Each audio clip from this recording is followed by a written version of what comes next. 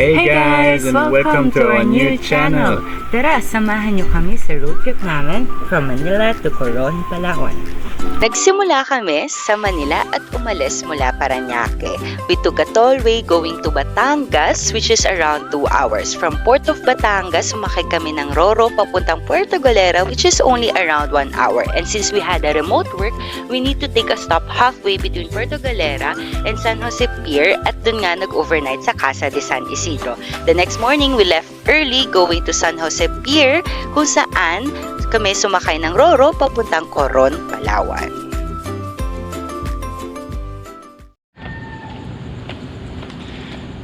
Five a.m. Let's go.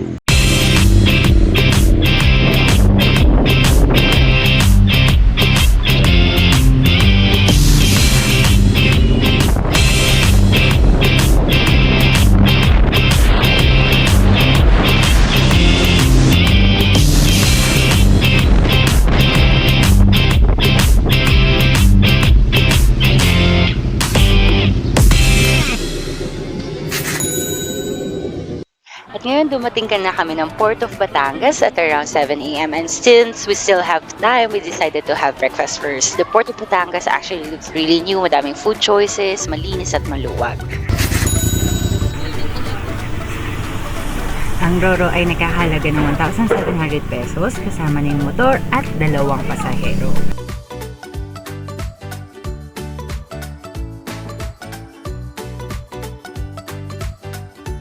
So after namin mag-park ng motorbike, nag-ikot-ikot muna kami sa Roro. So yung Roro ng Batangas papuntang Puerto Galera, actually sobrang laki din niya, kahit 1 oras lang yung biyahe.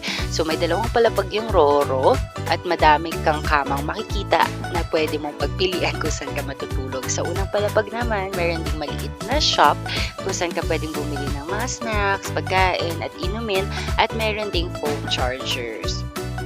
Ang mga kama sa Roro ay komportable pero medyo maikli kung matangkad ka. We would also recommend na kung makakadala ka ng pillow at sarili mong bedsheet. During the short ride from Port of Batangas to Puerto Galera, you can already enjoy the nice view of the ocean and its surrounding islands. Here, we almost arrived to the port of Puerto Galera at dito naghahanda na ang mga boat crew para sa pag-dock ng Roro. First attempt ni Kuya sa pagbato ng row. Hinihila ulit ni Kuya para sa second attempt. Kaya mo yan. Second attempt. Yay!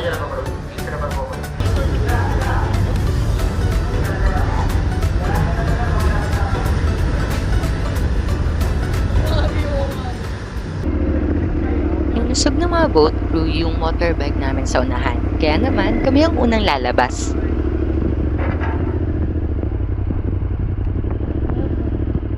Welcome to Puerto Galera!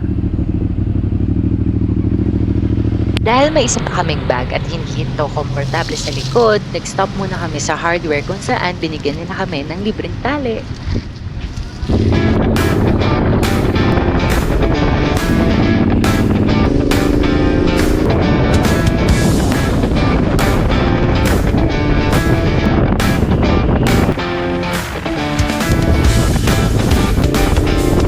After a few kilometers, we saw these beautiful waterfalls along the highway. Oh my god! Oh my god, it's so random!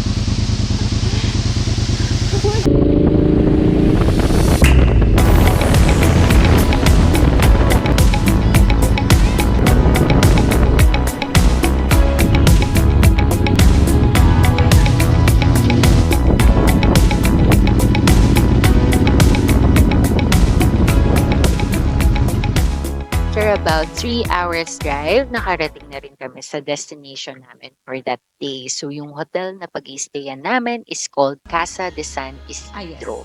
So you can find them on Google. They have their phone number and you can book directly through them.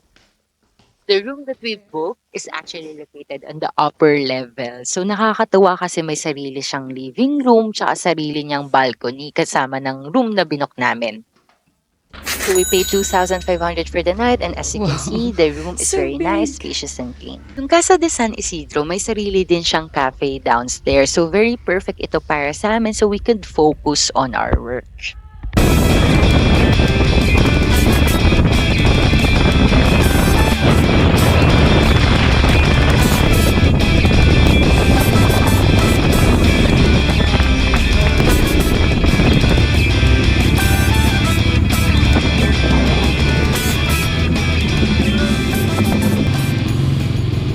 Dumating kami sa San Jose Pier at 7:40 a.m. Few days ago, tumawag kami sa Bunso Ferry para magpa-reserve pero sabi nila hindi na daw kailangan dahil never naman napupuno. Unfortunately, when we arrived, sobrang dami nagpakarga and the only way for us to get in is to wait as chance passengers.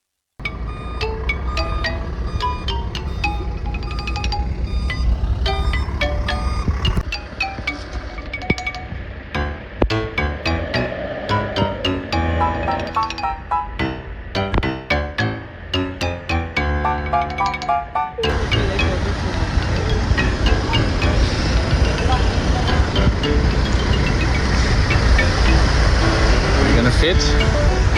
Are we gonna fit or not fit? After hours of wait, we got lucky to have a little space for a motorbike between two cars. Instead of 9 a.m., umalis ang Roro ng 11:10 a.m.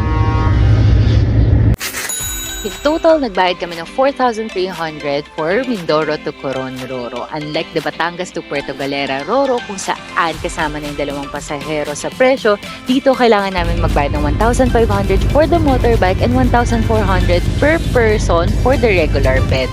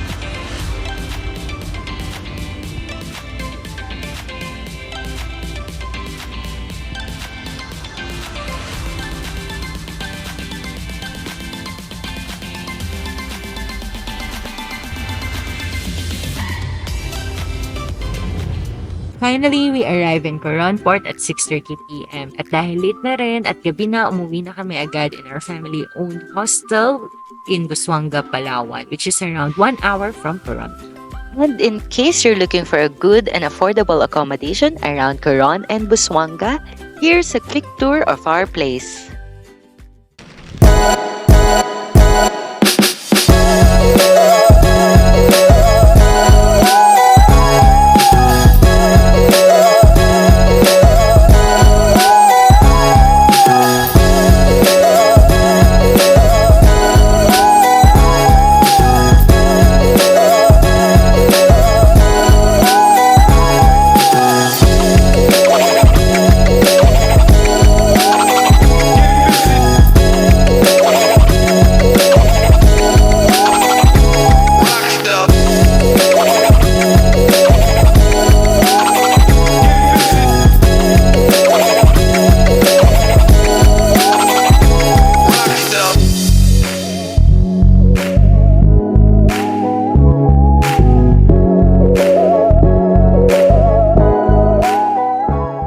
Diyan nagtatapos ang aming biyahe. We just want to do a quick recap of expenses just in case you also want to do the same route. So for the total cost, we spent 6,135 para sa Roro papuntang Puerto Galera at Roro naman papuntang Coron. We also spent 2,500 for one night accommodation and 1,500 for the toll fees, gate fee, and gasoline. Total cost of 10,135 pesos. Thank you for watching!